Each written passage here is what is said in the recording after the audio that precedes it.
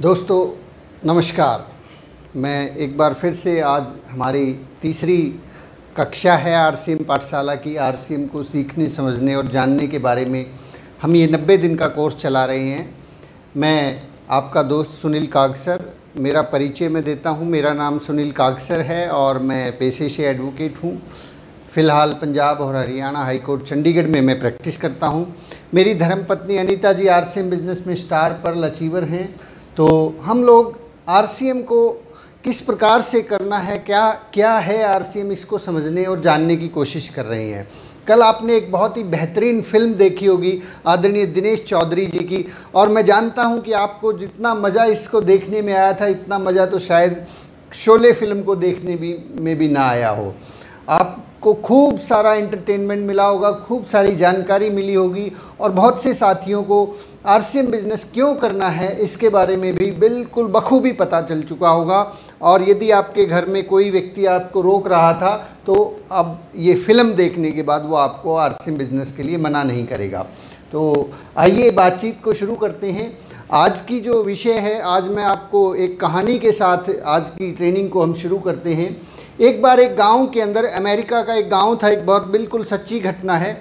उस गांव में दो लड़के रहते थे, एक का नाम था पाब्लो और दूसरे का नाम था ब्रूनो।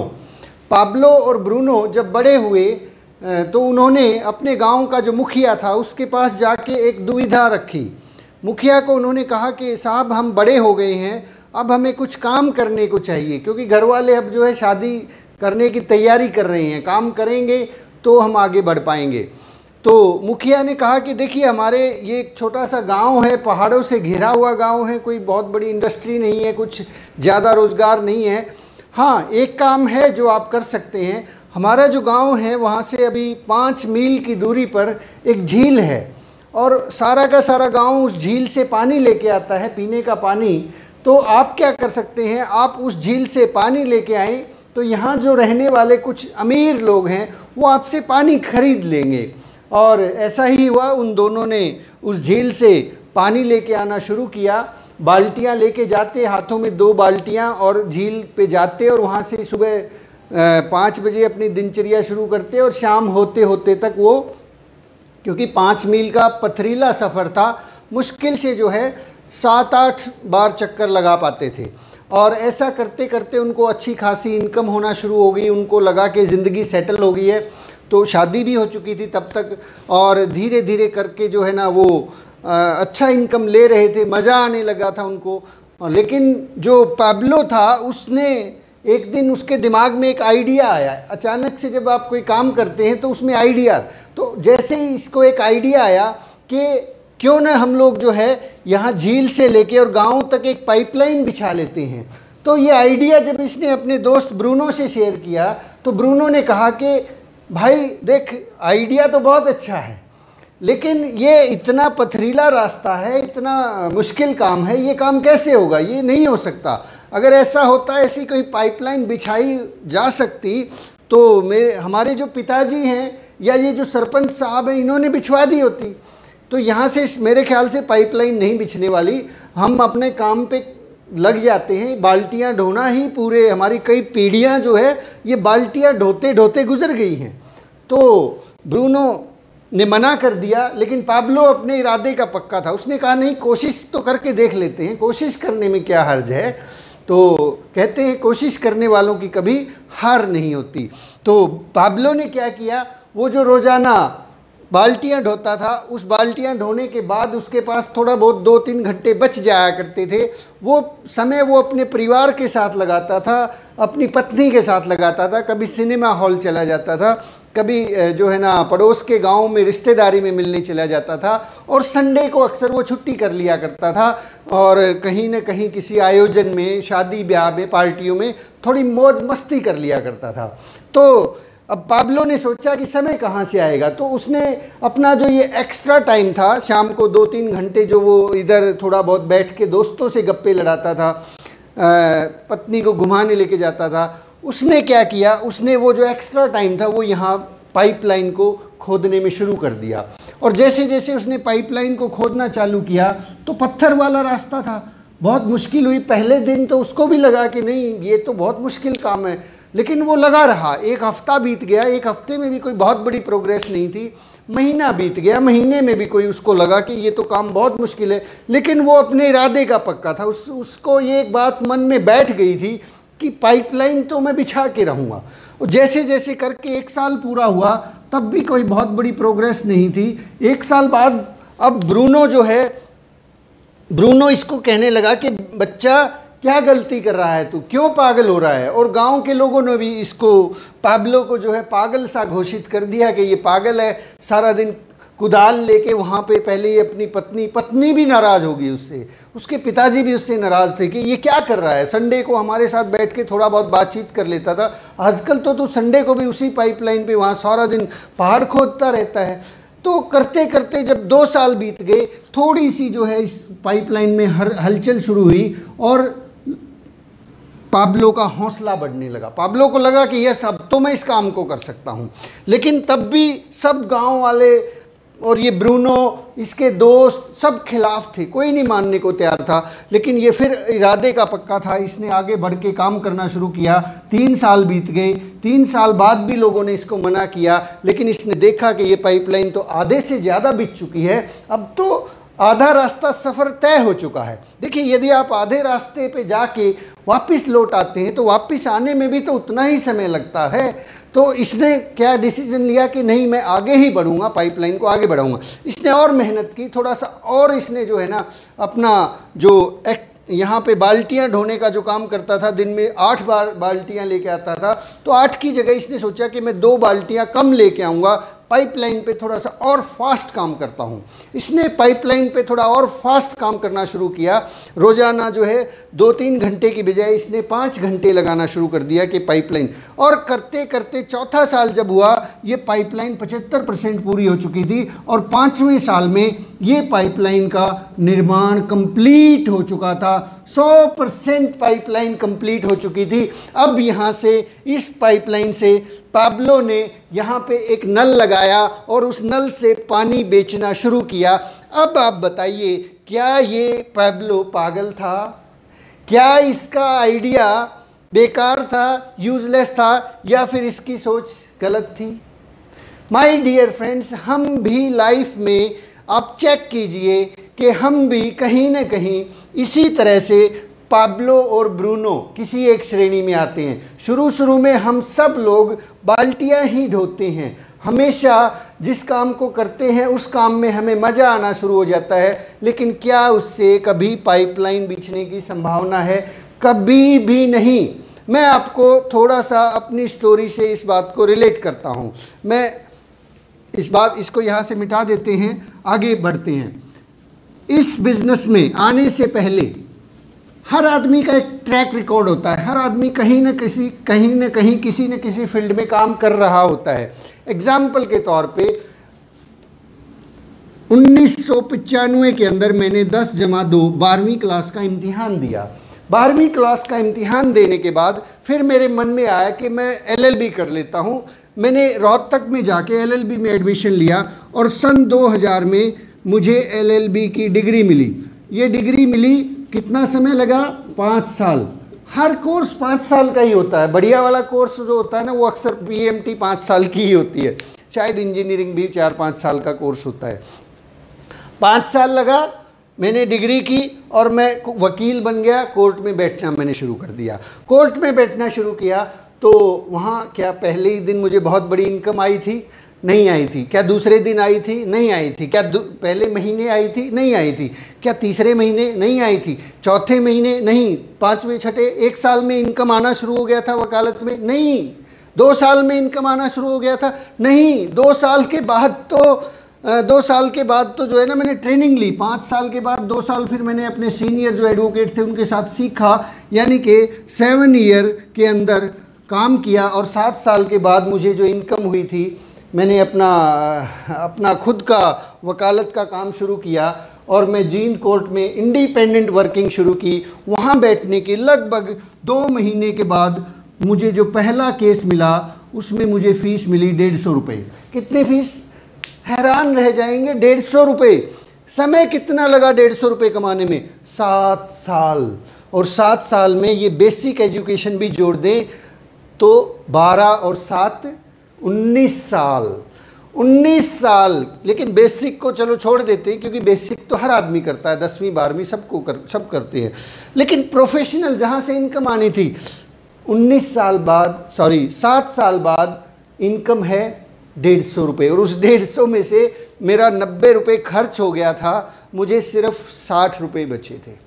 तो काम मैंने करना शुरू किया, काम करते करते फिर आगे बढ़ा। मैं आगे बढ़ के बहुत सारे केसेस मैंने लड़े, और लड़ते लड़ते खूब पैसे कमाए। फिर केसेस ऐसे भी आए जिसमें 2000, 5000, 20000, 50,000, 1 लाख ऐसे भी फीस मैंने ली, ऐसे भी केस लड़े। और करते करते ये गाड़ी सन 2013 तक पहुंच चुकी थी।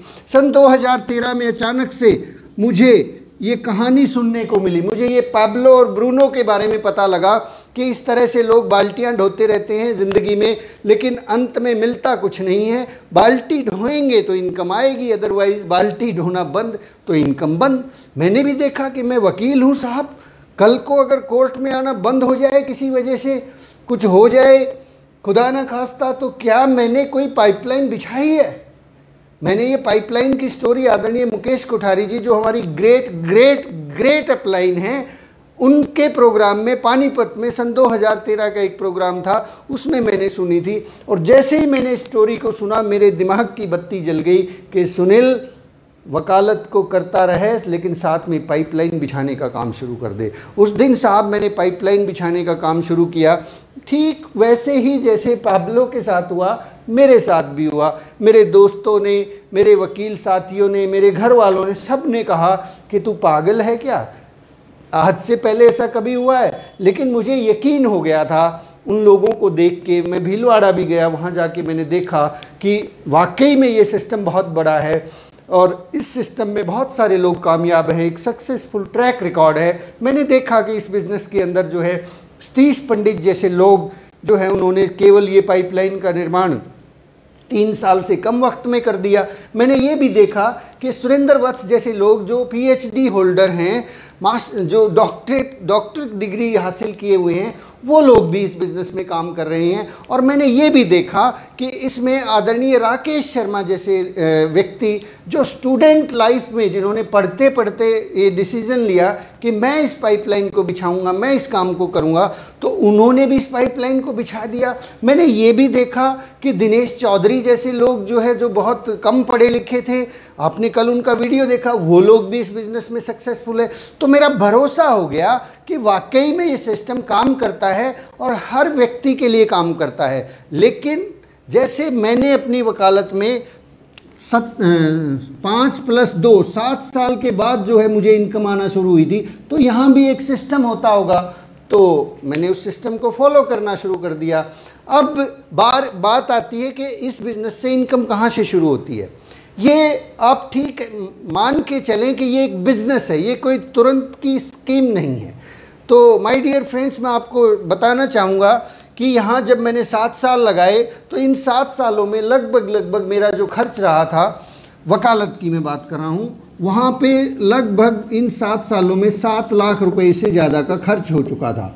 और 7 साल लगाने के बाद जो इनकम थी, वो इनकम कितनी थी? वो थी 150 रुपये। 150 रुपये की इनकम के लिए 7 साल तक मेहनत की गई। 7 साल बाद जाके आप 150 के लायक बने थे। RCM बिज़नेस की बात करते हैं। अब RCM में क्या होता है? RCM में भी मैंने शुरू में काम करना शुरू किया। शुरू में काम क्या होता है, इसमें तो सिर्फ ख़रीदारी करनी होती है।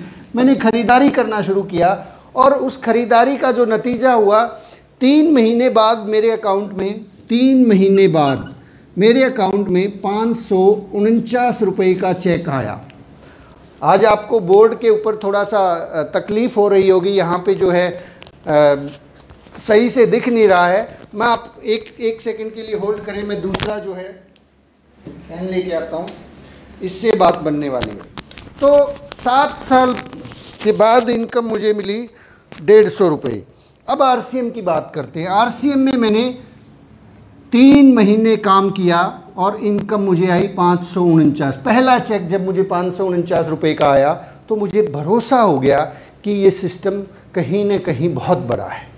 कहाँ तो 7 साल के अंदर 150 रुपये की इनकम और कहाँ केवल 3 महीने में 549 रुपये की इनकम। मेरा भरोसा बढ़ गया क्योंकि मुझे मालूम था कि बिज़नेस क्या होता है, मुझे मालूम था कि इनकम कैसे ली जाती है, मुझे इस बात का एहसास था कि काम के अंदर सक्सेस कैसे मिलती है। अभी आपने देखा होगा बहुत से लोगों ने एक पीएन की पोस्ट को पाने के लिए पीएचडी कर रखी थी। पीएचडी होल्डर्स जो है, माय गॉड, 20-20, 25-25 साल एजुकेशन लेने के बाद एक आदमी सोचता है कि मुझे कम से कम 20,000 रुपये महीना तो मिल जाए पर मंथ।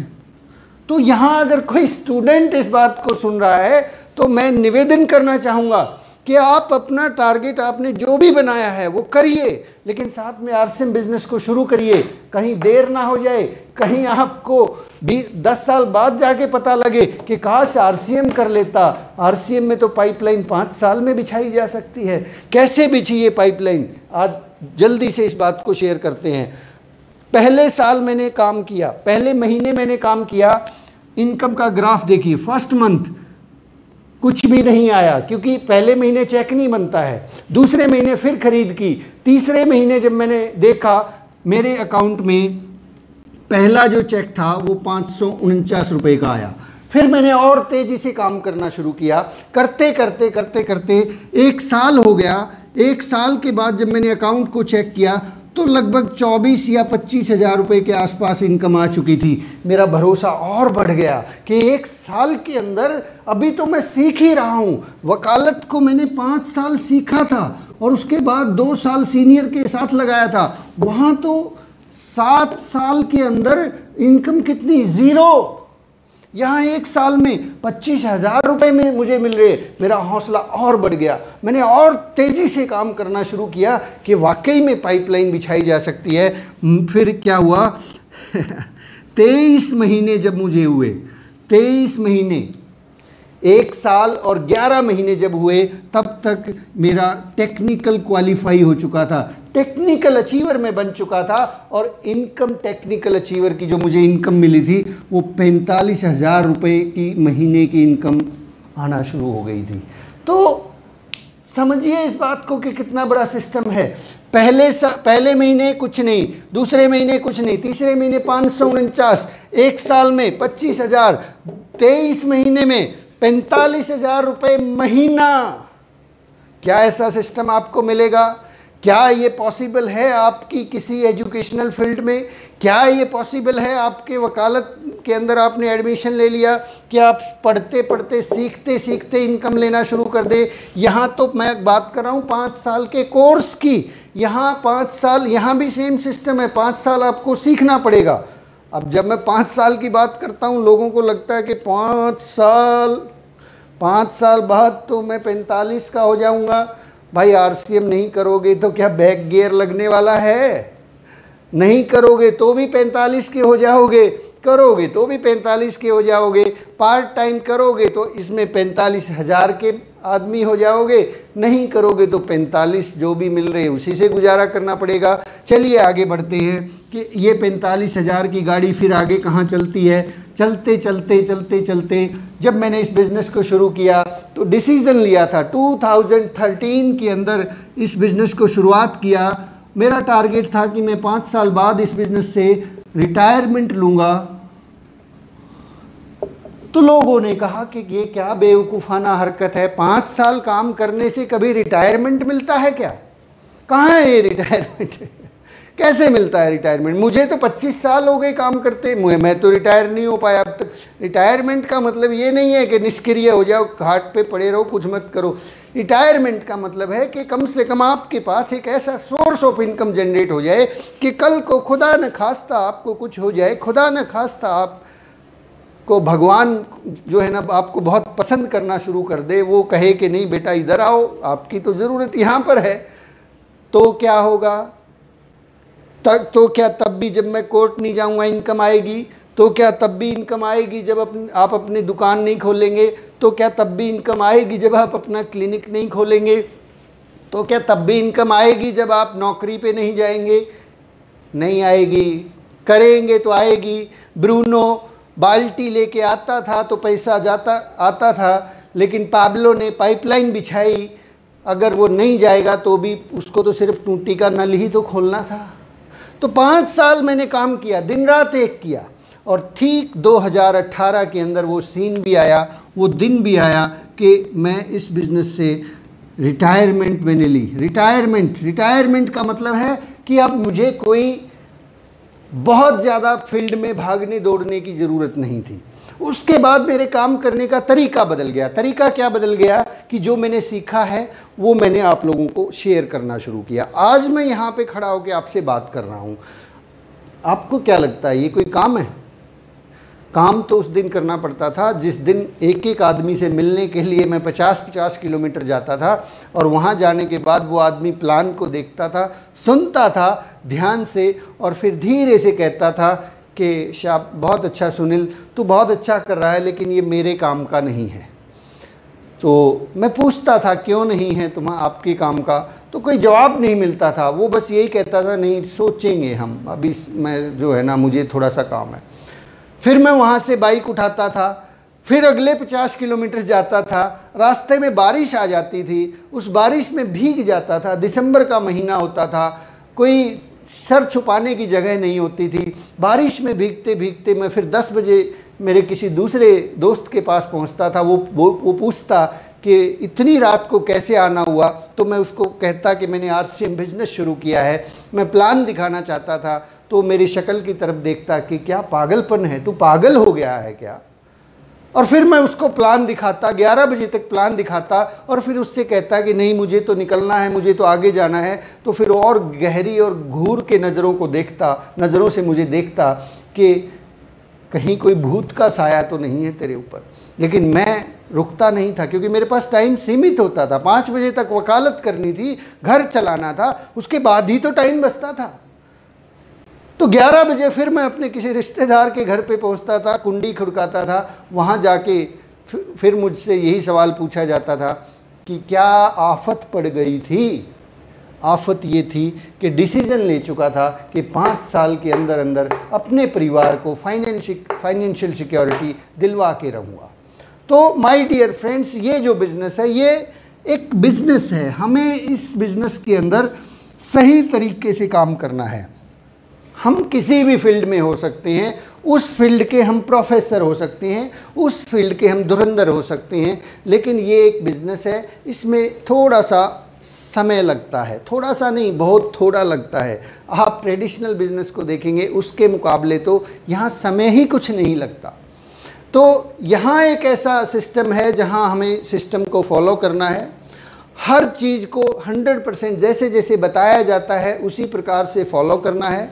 आप इस बिज़नेस में 100% सक्सेसफुल होंगे। और दूसरी सबसे बड़ी बात जो मुझे इस बिज़नेस में सबसे ज़्यादा पसंद आई थी, सबसे ज़्यादा जो मुझे अच्छी लगी थी, वो ये थी कि यहाँ पे इन्वेस्टमेंट ज़ीरो है। यहाँ पे खोने को कुछ नहीं है, खोने को कुछ भी नहीं है, खोने को कुछ भी नहीं है, पाने को असीमित है। और हमारे बड़े बुजुर्ग ये बात बोलते हैं कि जिस काम को करने में नुकसान की कोई भी संभावना ना हो और 1 रुपये का भी फ़ायदा होता हो तो उस काम को कर लेना चाहिए। तो माय डियर फ्रेंड्स, आप इस बिज़नेस को सीखें, समझें। ये 90 दिन की जो एजुकेशन है, इस 90 दिन के अंदर अंदर आप भले ही बोर हो जाएं, आपको मज़ा ना आए, लेकिन 90 दिन के लिए मेरे साथ रहिए। मैं सुनील कागसर आपको ये विश्वास दिलाता हूँ कि 90 दिन के बाद आपका इस सिस्टम पे 100% आप खुद अपने मुंह से कहोगे कि यस, ये काम 5 साल में किया जा सकता है। पाइपलाइन बिछाई जा सकती है, और एक ऐसी पाइपलाइन जिसका आनंद, जहाँ से जो इनकम आएगी न केवल आप लेने वाले हैं, आपकी आने वाली जेनरेशन्स को ये पाइपलाइन काम आने वाली है, आपकी आने वाली पीढ़ियाँ। क्योंकि एक व्यक्ति हैं मिस्टर रवि ओपी शर्मा, उनके पिताजी ने इस पाइपलाइन पे काम शुरू किया था और वो पाइपलाइन बिछा के चले गए। आज उनका बेटा उस पाइपलाइन के ऊपर टूटी लगाना भूल गया है, उस पर टूटी लगती ही नहीं है, वहाँ कैप लगाई नहीं जा सकती है, वहाँ से इनकम का फ्लो आता ही रहता है, वहाँ बंद नहीं किया जा सकता। वो अगर आज इस इंडिया से निकल के घूमने के लिए 10 साल के लिए बाहर विदेशों में चले जाए, कहीं भी चांद पे चले जाए, तो वहाँ पाइपलाइन में कैप नहीं लगने की जगह है, वहाँ से पैसा आता रहेगा आता रहेगा आता रहेगा। आप देखिए यूट्यूब के ऊपर आपको मिलेंगे, रवि शर्मा जी के बहुत सारे वीडियोस मिलेंगे। तो आज की बातचीत को हम यहीं विराम देते हैं। आप चाहे गृहिणी हैं, आप चाहे एडवोकेट हैं, आप चाहे स्टूडेंट हैं, कुछ भी आप करते हैं, आप किसी भी कैटेगरी में हैं, आप गृहिणी हैं तो आप इस काम को कर सकते हैं, आप एडवोकेट हैं तो आप इस काम को कर सकते हैं, आप दुकानदार हैं तो आपके लिए बहुत बेहतरीन है, क्योंकि दुकानदारी में सारी उम्र उसी गल्ले पे बैठते हुए ज़िंदगी निकल जाएगी। आप स्टूडेंट हैं, सबसे बेहतरीन मौका है स्टूडेंट्स के पास। आप टीचर हैं, आप टीचर के तौर पे अपने बहुत सारे स्टूडेंट्स की ज़िंदगी को बदल सकते हैं। आप वो गुरु बन सकते हैं जो हज़ारों और लाखों बच्चों को रोज़गार दिलवा सकते हैं। बस ज़रूरत है इस सिस्टम को समझने की, सीखने की और सही तरीके से करने की। चलिए आज की बातचीत को हम यहीं पर विराम देते हैं। आज का जो हमारा होमवर्क रहेगा, कल का होमवर्क आपने बहुत अच्छे से किया, इसके लिए आपको मैं बधाई देता हूँ। आपने परसों का RCM ही क्यों टेप भी सुना और आपने बुक भी पढ़ी और आपने कल दिनेश चौधरी जी को भी बहुत ध्यान से सुना, उसके लिए मैनी मैनी कॉन्ग्रेचुलेशंस। आज हम लोग जिस टेप को सुनेंगे उस टेप का नाम है 5 साल 45 साल। अभी आपको इसी वीडियो के नीचे, इसी ब्रॉडकास्ट के नीचे उसका लिंक मिल जाएगा। 5 साल 45 साल, ये हमारे आदरणीय सुरेंद्र वत्स जी की टेप है।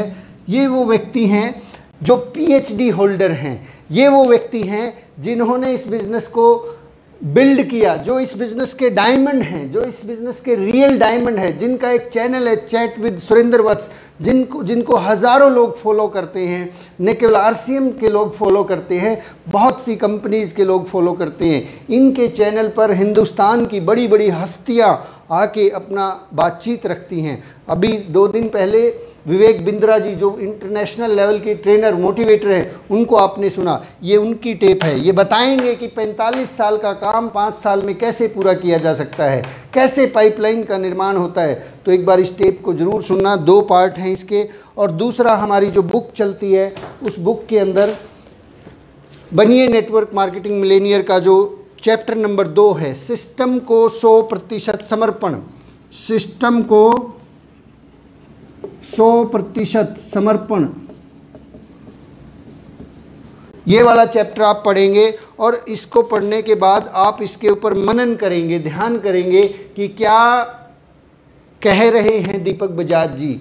बहुत तेज़ी से मत पढ़िए, 90 दिन में हम इस किताब को पूरा करने वाले हैं, हमें पूरा 90 दिन लगाना है। मनन करें और जो चीज़ें समझ में आए अप्लाई करें, समझ में ना आए दोबारा से पढ़ ले।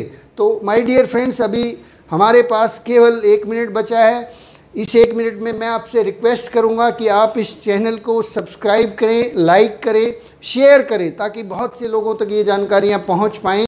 और ये आज के वीडियो को भी अपने ग्रुप्स में शेयर करें, अपने फेसबुक पे, व्हाट्सएप पे, इंस्टाग्राम पे, ट्विटर पे, जहाँ जहाँ आपके लिंक्स हैं वहाँ इस ट्रेनिंग को शेयर करते रहें, ताकि बहुत से लोग इसका फ़ायदा उठा सकें।